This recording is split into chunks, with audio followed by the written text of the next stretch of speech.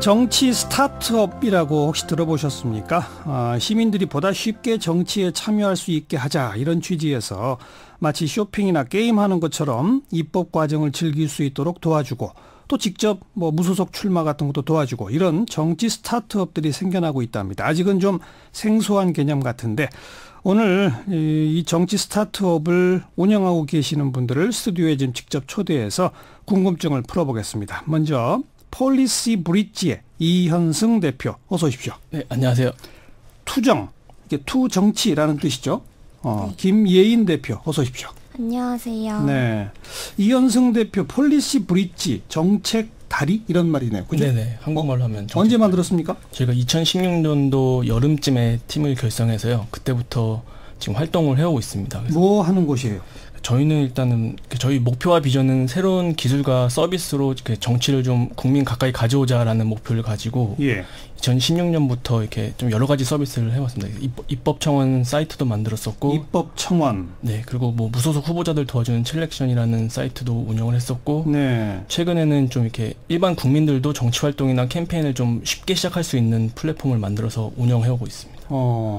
그래서 여기서 실제로 무슨 법안이나 정책을 제안해가지고 그게 시행이 된 사례도 있어요? 네네, 저희가 처음 했던 게 입법청원 사이트였는데요. 네. 그 당시만 해도 그렇게 우리나라에서 하는 거는 그렇게 많지 않았거든요. 그런 청원 사이트들이. 그래서 그때 그걸 만들어서 했던 게 미성년자 동물 해부 실습을, 무분별한 실습을 금지하는 법을 저희가 그 서명 운동을 받아서 그걸 갖고 이제 잠깐만요. 미성년자 동물 해부 실습? 네, 그 정확히 말하면 동물보호법 개정안인데, 내용은 미성년자들이 이렇게 동물해부 실습을 하면서 정신적인 충격도 받고, 동물들도 이렇게 미숙한 손 때문에 많이 피해를 본다고 하더라고요. 그래서 그런 것들을 좀 규제를 좀 하자라는 내용의 법안을 발의했습니다. 일부 학교나 이런 데서 개구리 해부 이런 거. 네네네. 그런데 그런 걸 이게 무분별하게 하는 거는 문제가 있다. 네, 학교뿐만 아니라 사설 학원 같은 데서도 그게 많이 이루어지고 있었어가지고요. 그럼 좀 규제할 필요가 있다라고 해서. 그래서요? 저희가 저희 플랫폼에서 서명을 받고, 또 목표 서명을 통과를 해서 관련된 그 시민단체들과 함께 같이 또 공청회나 이런 것들도 했고요. 네. 또 관심 있는 국회의원과 이렇게 저희가 협의를 해서 법안을 발의했습니다. 그래서 통과까지 됐나요? 네, 그래서 한 1년 정도 시간이 걸려서 올해 초에 법안이 최종 국회 본회의 통과해서 공표된 상황입니다. 네. 이현승 대표는 원래 국회의원 비서관을 지내셨다고요? 네네, 저는 정외과 졸업하고 자연스럽게 국회의원실 보좌진으로 근무를 했고요. 저는 저희 팀원도 같이 주로 이렇게 보좌진 출신인데, 저는 이렇게 민주당 쪽에 있었고, 그 친구는 이렇게 옛날 새누리당 쪽에 있어서 둘이 이렇게 팀 만들어서 이렇게 하고, 변호사나 딴 팀원들 이렇게 함께 하고 있습니다. 그러니까 국회에서 직접 입법을 도와주는 활동들을, 보좌진 활동을 하다가 네네. 이런 거 해봐야 되겠다라는 생각을 언제 어떻게 시작하게 된 거예요? 사실 창업을 하는 건 여러 가지 복합적인 이유가 있는데, 굳이 이렇게 정치 관련한 창업을 하겠다고 한 것은 사실 이렇게 좀 사례가 있는데, 네. 그 국정교과서 반대 그런 서명운동을 저희가 민주당 소속이기 때문에 당에서 많이 했었거든요. 네. 그러다 보니까 이렇게 저도 같이 이렇게 의원실에서 매일 같이 나가서 서명운동을 봤는데, 그 서명해 주시는 분들이 이름이나든지 이게 소중한 개인정보를 이렇게 주시거든요. 그렇죠. 네, 근데 그러면서 되게 힘내라 그게 많이 도움을 주시는데, 사실 이게 솔직히 그 서명운동이 저희가 이게 우리가 이렇게 100만 명 그때 받는다고 사실 그 정부가 이렇게 했을까? 사실 이게 비단 그 정부뿐만 아니라 이게 서명운동이 효용이 있는가라는, 약간 좀 원시적 방법이죠. 네. 거리에서 직접 서명 받는 게. 네네. 요즘 같은 스마트 시대에. 네네, 그렇죠. 그래서 그런 것들 좀, 그런 시스템은 그럼 서명운동을 좀 효율성 있게 좀 실효성이 있는 좀 시스템을 만들어 보자라고 생각하고 조사를 해보니까, 마침 이렇게 좀 전 세계적으로도 오성혁명이라든지 포데모스라든지 데모크라시 OS라든지 그런 기술을 이용해서 직접 민주주의 하는 그런 바람이 불고 있더라고요. 그래서 그게 다 유럽에서 벌어진 일들이죠. 네, 유럽하고 아르헨티나 그렇죠. 이런 쪽 남미 쪽. 그래서 이게 지금 추세구나 해서, 마침 우리나라는 그렇게 많지 않아서 한번 해보자 해서 창업을 열심히 했습니다. 투정치의 김예인 대표는 지금 대학생이라고요? 네네, 대학 다니고 있습니다. 언제 이거 만들었습니까? 프로젝트로 시작한 지는 1년 정도 됐고, 본격적으로 사업화한 지는 6개월 정도 됐습니다. 왜 만들었어요, 이걸?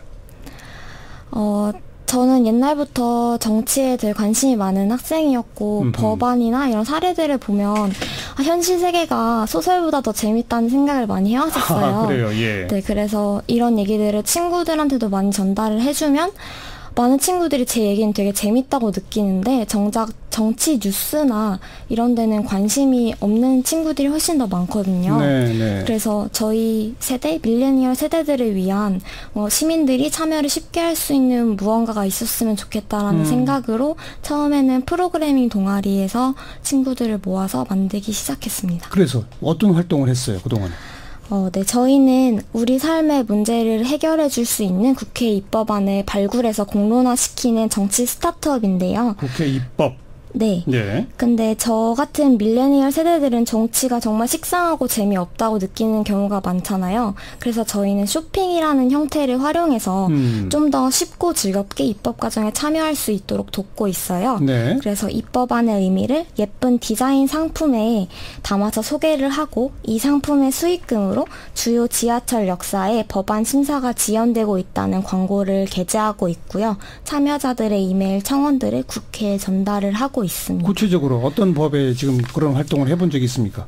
네, 그래서 저희가 첫 번째로 진행했던 프로젝트는 19대 국회에서도 심사가 안 됐고 20대 국회에서도 지금 1년째 계류되고 있는 데이트 폭력 피해자 보호법인데요. 데이트 폭력 피해자 보호법. 네. 그동안 데이트 폭력 문제에 관심이 많으셨던 분들조차도 이게 심사가 지연되고 있다는 사실은 저희를 통해서 처음 알게 되셨다는 분들이 되게 많았고요. 네, 이 프로젝트를 통해서 저희가 1,000만 원을 모금을 해서 7월 한 달 동안 가장 유동인구가 많은 강남역에 와이드 스크린 광고를 시행을 했고 광고를 이미 했어요? 네네. 7월 한 달 동안 했고 이 사실이 네이버 메인의 톱 기사로 실렸고 여성가족부 장관님한테 보고가 돼서 이번 하반기 국회에서 공청회와 추가 심사를 진행한다는 약속을 받았습니다. 그러니까 사회적 압력을 강하게 넣는 거군요. 네네, 그렇게 맞습니다. 광고도 하고 막 하는 방식으로. 네. 근데 그 1,000만 원을 모금하는 방식이 뭐 무슨 예쁜 캐릭터를 팔아요? 어떤 식으로?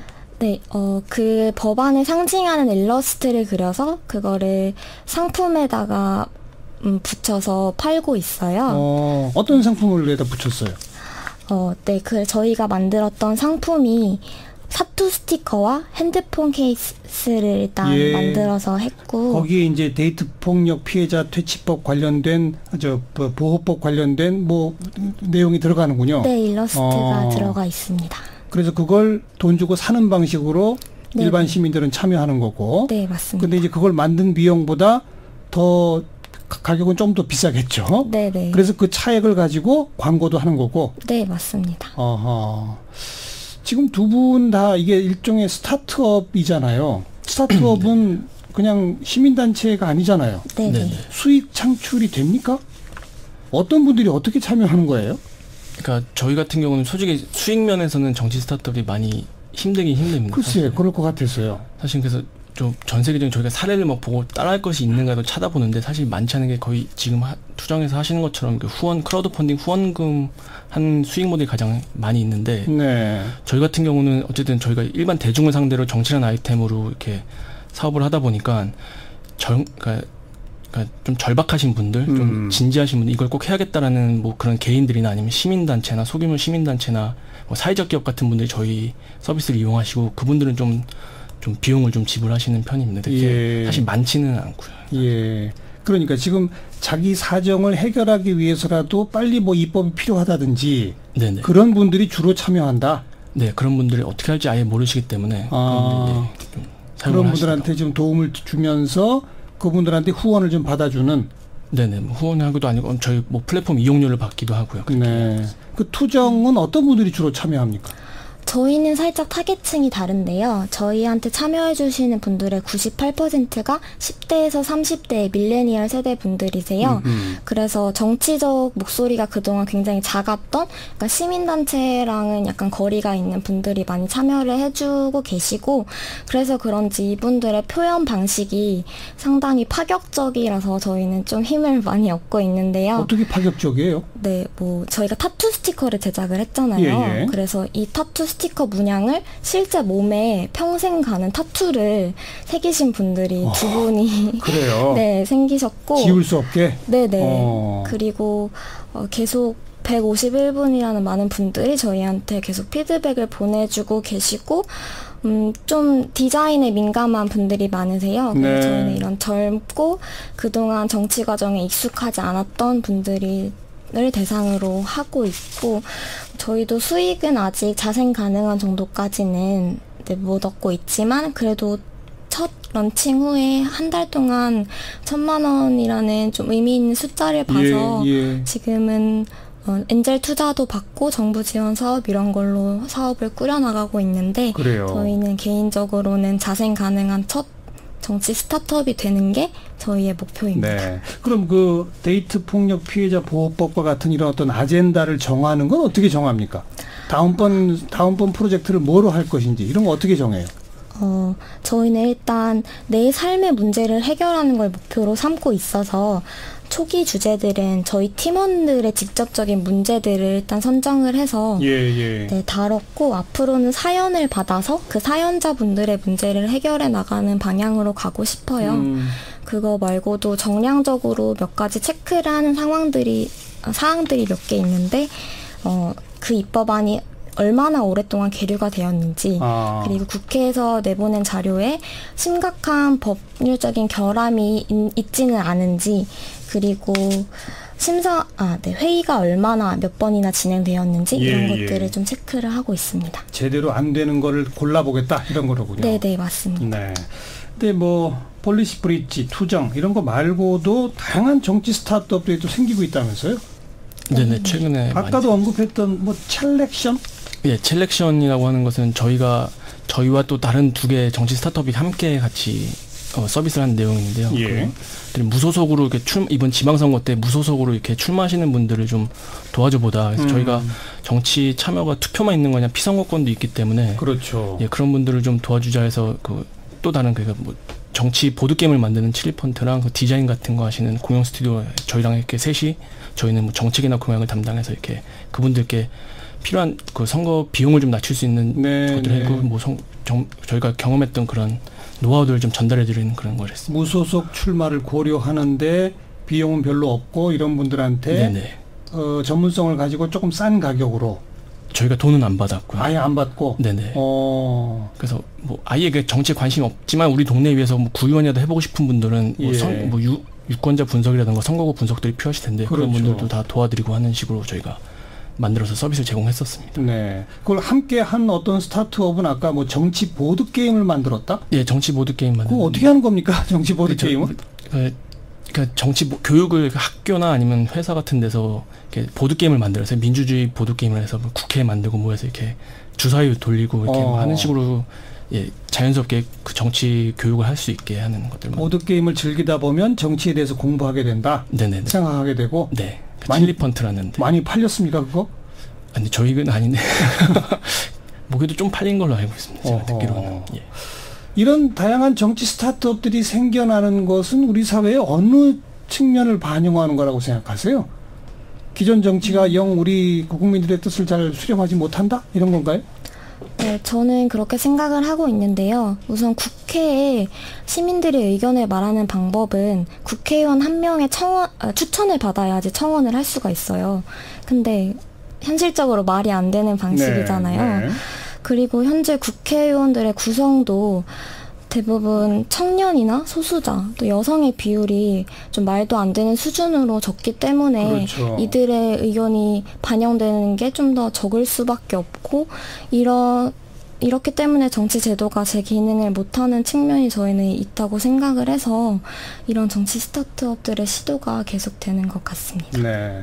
혹시 기존 정당 가운데 뭐 좀 뜻이 맞는 정당을 선택해서 그 정당에 직접 당원으로 가입하고 이런 전문성을 좀 발휘해서 그 정당이 커가도록 지원하고 이럴 수도 있잖아요. 네, 뭐 그럴 수도 있긴 한데 저는 어차피 정당을 조금 그나마 경험해 본 입장으로 봤을 때 그 정당에서도 되게 새로운 시도들을 많이 하는 걸 저는 봤거든요. 그래서 제가 있을 때도 뭐 정책 마켓이라 해서 지역 국민들이 정책을 올리면 해당 국회의원이 원하는 국회의원이 그걸 돈을 주고 사서 실현시켜주는 그런 되게 파격적인 것들도 많이 했는데 이게 아무래도 제가 이렇게 함부로 말하기는 좀 그렇지만 어쩜 좀 관료화됐다라고 좀 느껴지는 게 만들어 놓고 그냥 뭐 이렇게 키울 생각이 별로 없더라고요. 그래서 좀 그런 것들이 좀 한계가 있지 않았나 싶어서 아무래도 밖에서 좀 그러고 할 생각이 좀 새로운 거 시작하려면 좀 정당보다는 밖에서 좀 활력을 갖고 해보자라는 생각을 했었어요. 근데 아까 언급한 유럽이나 뭐 아르헨티나나 이런 데에 있는 새로운 그 시도들은 네네. 결과적으로는 정당으로 또 새롭게 만들어지기도 하고 그러지 않았습니까? 네네. 사실 그분들도 원래 맨 처음에 했던 그 행보들을 보면은 본인들도 이렇게 정당을 만들 생각이 없었고 그런 시스템을 만들어서 이용을 내놓을 생각이었는데 예. 그게 현실적으로 힘들어서 본인들이 정당을 만들었다라고 말씀하시더라고요. 그래서 그런 것들이 좀 그런 면들이 있는 것 같습니다. 그러니까 두 분이 시작하고 있는 정치 스타트업도 또 다른 정치 스타트업들도 네네. 일단은 정당을 목표로 하거나 그런 건 아닙니다만 네네. 보다 광범위한 시민들이 정책을 만들고 정치에 참여할 수 있는 통로 같은 걸 좀 확대해보자라는 걸로 이런저런 시도들을 하는 거 아닙니까? 네네. 이런 움직임이 나중에 하나가 뭉쳐지면 이게 새로운 정당도 되는 거 아니에요? 네, 그런 스타트업들도 생길 것 같긴 하지만 저희 투정 같은 경우에는 우선 그렇게 딥하게 정치에 참여하는 것보다는 정말 가볍게 내 시간을 많이 안 쓰고도 참여할 수 있는 사람들을 모으는 게 목표라서 우선 조금 거리가 있는 것 같아요, 저희랑은. 저희도 이렇게 뭐 이념으로 뭉친 그런 건 아니고요. 기술과 서비스를 가지고 뭐 국민 모두가 사용할 수 있게라는 목표가 있어서 저희도 이렇게 정당으로 발전하고 그럴 생각은 없습니다. 네. 일단 그러면 두 분 다 창업한 정치 스타트업이 자생력을 갖고 꾸준히 활동할 수 있도록 만드는 게 1차 목표군요. 네네, 맞습니다. 가능할 것 같습니까? 어때요? 가능하게 만들어야 한다고 생각을 합니다. 네. 저희도 계속 그 부분을 찾고 있거든요. 어느 정도까지 그 대중들이 돈을 내실 건가, 어느 정도까지 저희가 서비스를 만들어야 될 것인가라는 고민을 계속 하니까 찾지 않을까 싶습니다. 그리고 특히나 이 정치 영역이라는 것은 단순히 그냥 참여만 하고 돈을 계속 내는 게 아니라 뭔가 성과를 보여줘야 더 참여가 늘어나는 거 아니에요? 네, 그럴 것 같습니다. 네. 그래서 그렇게 말씀하시면 어쨌든 그러니까 그 대중들이 돈을 쓸 수 있게 만드는 서비스를 만드는 게 저희 몫이라서. 그러니까요. 저희 몫인 것 같네요. 실제 입법 네네. 과정으로 바로 연결됐다든지. 네네. 뭐 이런 성과가 좀 쌓여야 더 많은 사람들이 참여하지 않겠습니까? 네, 그래서 저희도 최근에 그 데이트 폭력법이 진행된 그런 경과들을 공유했더니 굉장히 많이 좋아하시더라고요. 네, 그래서 그런 것들을 좀 더 지속적으로 잘 전달할 수 있는 채널을 좀 더 구축해 나가려고 하고 있고, 그래서 요즘 뭐 카카오톡 플러스 친구 뭐 이런 거라던가 그런 SNS의 다른 채널들을 좀 확장시켜 나가려고 하고 있습니다. 네. 방송 들으시면서 3250번 쓰시는 분, 두 분 정치하실 생각도 있으십니까? 이렇게 질문했네요. 네, 저는 없습니다. 저도 절대 없습니다. 아, 절대? 네네. 하지만 정치에 압력을 넣는 이 시민과의 활동은 계속 확대해 가겠다. 네네. 돈을 그렇게 벌고 있습니다. 네. 4799번 쓰시는 분은 현재의 정치를 보면서 가장 아쉽고 한계라고 생각하는 건 어떤 건가요? 이렇게 질문했는데요. 우선 좀 소통이 많이 부족하다고 생각을 하고 있어요. 예. 저희 같은 경우에도 의원실이랑 컨택을 진행하다 보면 정당을 가리지 않고, 그러니까 소통에 개방적이신 분들이 그렇게 많지는 않거든요. 그리고 아무래도 연령대도 높고 이러다 보니까 청년이나 아까 말씀드렸던 소수자나 이런 인권 문제에 좀 둔할 수밖에 없다는 게 좀 문제라고 생각을 하고 있습니다. 이현승 대표. 저는 정보의 갭이 굉장히 크다라고 저는 보거든요. 그렇죠. 정보 격차. 네, 정보 격차가 굉장히 크다. 그래서 뭐 저희가 국회에 있을 때는 굉장히 단순한 건데 나와서 보니까 국민들은 정말 너무 단순한 건데 잘 모르시더라고요. 그래서 그런 것들은 잘 이용하는 사람은 계속 잘 이용해서 어쨌든 이득을 보고, 그렇지 못한 분들은 계속 피해를 보시더라고요. 그래서 그런 정보 격차를 좀 줄이는 게 필요하지 않나 싶습니다. 알겠습니다. 자, 보다 많은 시민들이 더 쉽고 재미있고 친근하게 정치에 참여하고 그 의지를 모아서 정치나 법이 바뀔 수 있도록 연결시켜주는, 그렇죠? 네. 그런 일들을 하면서도 충분히 먹고 살 수 있는 그런 업체들로 한번 키워봐 주시길 부탁을 드리겠습니다. 네, 감사합니다. 감사합니다. 네, 폴리시 브릿지의 이현승 대표, 투정의 김예인 대표 함께 만났습니다.